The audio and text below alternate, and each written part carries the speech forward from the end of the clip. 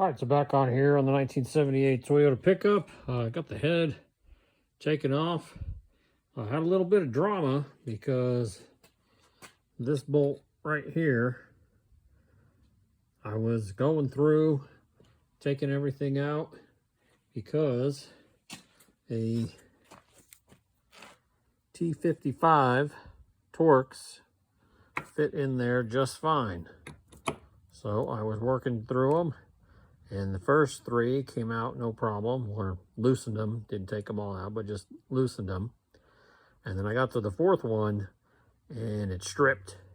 And I was definitely panicking because I actually used the wrong thing. So the correct tool is an M12 triple square.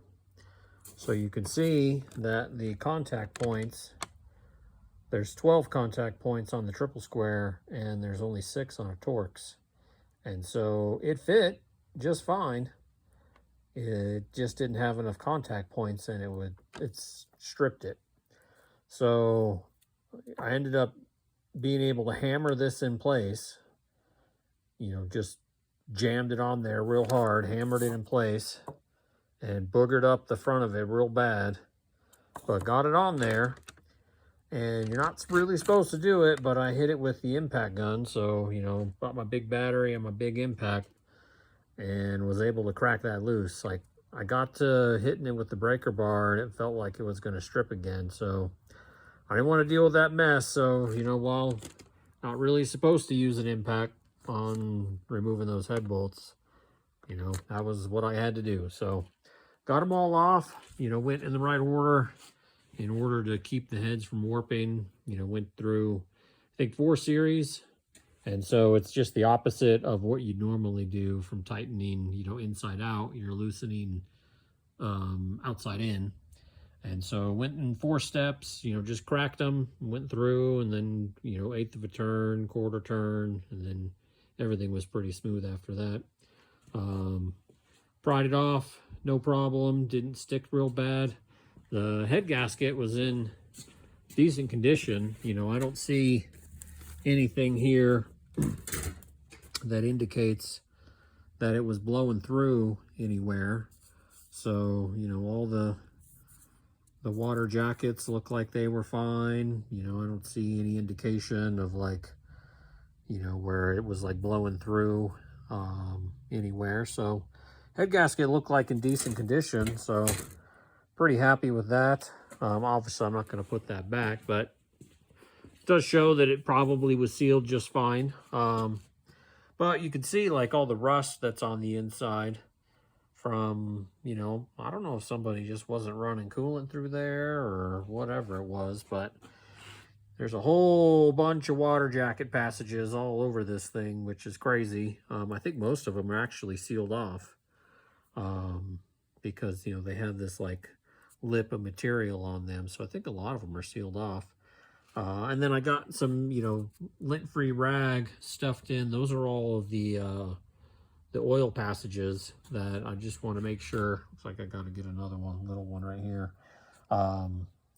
So I just want to make sure that I don't get any gunk in as I clean this off. I mean, you can see the carbon buildup. I mean, golly, like, that sucker's got a massive carbon buildup on it. So as I clean all that stuff off, I don't want to be getting any, you know, little carbon pieces or chunks of wire wheel or whatever in the oil passages.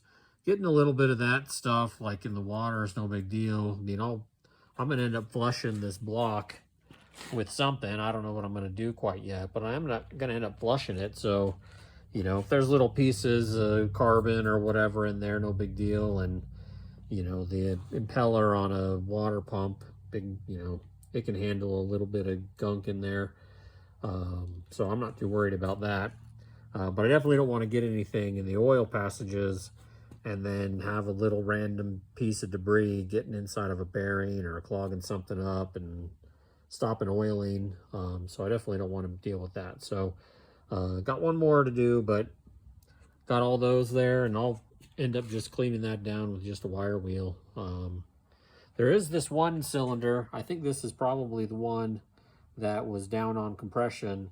But you can see that, you know, that has a bunch of moisture on the inside of it. Maybe just like the spark plug that was there wasn't tightened real well and water got in there. I'm not sure, but the rest of it looks fine. Like, you know, I don't see, again, just like the head gasket, there's not really any indication that, you know, this was blowing through or, you know, any sort of wear on the piston that looks weird. So everything looks pretty good. I'll know better when I clean it off. As far as the heads, you know, those are off as well. And these are all the studs that were in there, or bolts. I'm actually going studs when I put it back together. So I got an ARP stud kit, which should make, you know, putting it all back together a lot easier instead of, you know, hitting all of these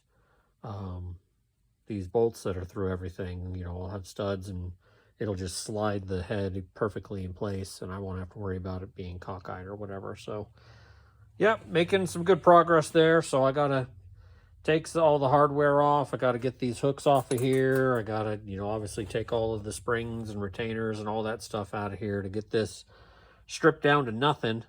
And then that way I can get it sent off to get it cleaned, and then resurfaced on the bottom. So I'd like to, you know, I don't know.